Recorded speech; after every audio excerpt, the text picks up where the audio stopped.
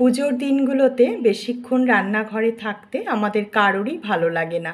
আর পুজোর দিনগুলোয় আমরা সবাই মিলে ঠাকুর দেখতে বেরিয়ে বিভিন্ন রকমের রিচ খাবার খেয়ে থাকি।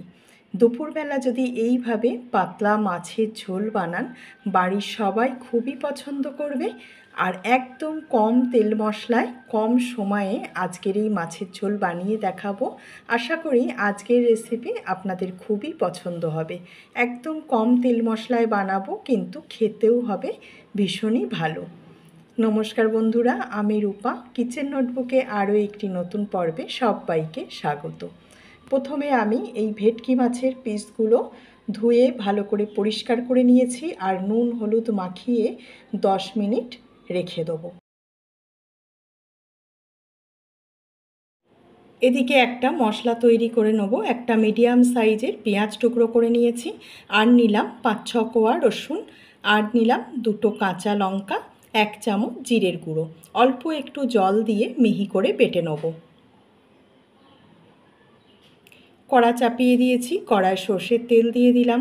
2-3 চামচের মতন তেল দিয়েছি। তেলটাকে খুব ভালো করে গরম করে নিতে হবে। তেল গরম করে নেওয়ার পর মাছগুলো ভেজে নেব। আর সব কটা মাছ একসঙ্গে ভাজবো না, কিছুটা মাছ ভেজে নেওয়ার পর আবার বাকি মাছগুলো ভেজে নেব। এপিট ওপিট করে উল্টে পাল্টে একটু লাল করে মাছগুলোকে ভাজবো। খুব বেশি ভাজবার দরকার নেই, পাতলা ঝোলের জন্য খুব বেশি যদি মাছ ভাজা হয় তাহলে খেতে ভালো লাগবে না। আমি এপিট ওপিট করে একটু লাল করে মাছগুলোকে ভেজে নেব। মাছ ভাজা হয়ে গেছে। এই মাছগুলো তুলে নেওয়ার পর আবারও একই রকমভাবে বাকি মাছগুলোকেও ভেজে নেব।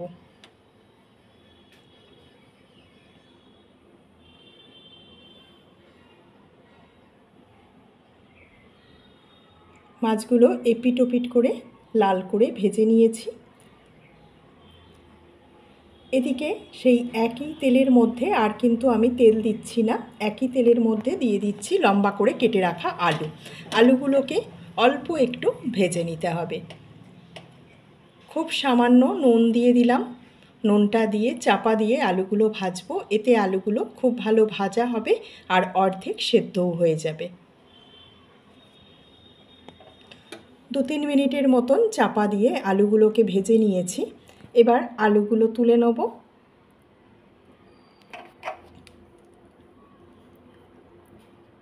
আর সেই একই তেলের মধ্যে দিয়ে দিচ্ছি জিরে আর তেজপাতা ফোড়ন। ফোড়নটা দিয়ে একটু ভেজে নিতে হবে। ফোড়ন থেকে সুন্দর গন্ধ বেরোবে, সেই সময় দিয়ে দিতে হবে বেটে রাখা মশলাটা।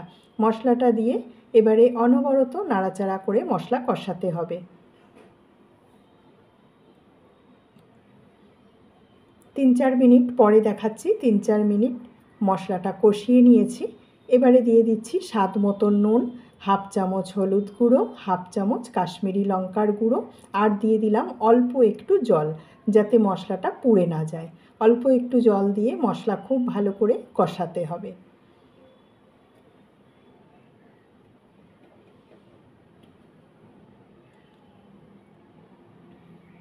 মশলা কষিয়ে নেওয়া হয়ে গেছে। এখন দিয়ে দিচ্ছি 2 চামচের মতন টক দই।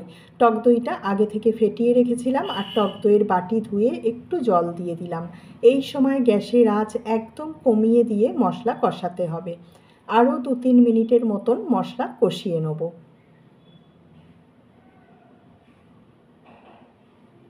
মশলা ভালো করে কষানো হয়ে গেছে। এখন দিয়ে দেবো ভেজে রাখা আলুগুলো। ভেজে রাখা আলুগুলো দিয়ে মশলার সঙ্গে একটু হালকা নাড়াচাড়া করে কষিয়ে নিতে হবে।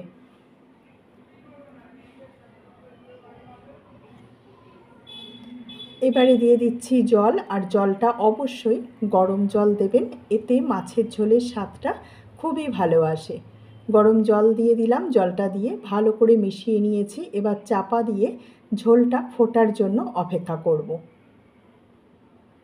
2-3 মিনিট চাপা দিয়ে রান্না করে নিয়েছিলাম। মিডিয়াম আছে, ঝোল ফুটে গেছে। এবার ভেজে রাখা মাছগুলো দিয়ে দিচ্ছি। মাছগুলো দিয়ে আবারও চাপা দিয়ে মিডিয়াম আঁচে রান্না করব 10 থেকে 12 মিনিট।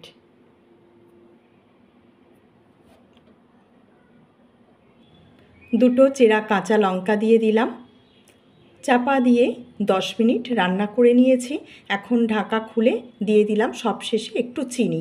যেহেতু টক দই দিয়েছি, টক স্বাদটাকে ব্যালেন্স করার জন্য একটু চিনি দিয়ে হালকা হাতে নেড়েচেড়ে মিশিয়ে নিলাম। এখন গ্যাস অফ করে চাপা দিয়ে রেখে দেবো 5 মিনিট। 5 মিনিট পর ঢাকা খুলে দেখাচ্ছি, দেখুন সুন্দর একটা কালারও আসবে আর স্বাদও আসবে। আজকের এই পাতলা মাছের ঝোল আপনাদের কেমন লাগলো অবশ্যই একটা কমেন্ট করে জানাবেন। আর রেসিপি ভালো লাগলে একটা লাইক করবেন আর যতটা সম্ভব শেয়ার করবেন।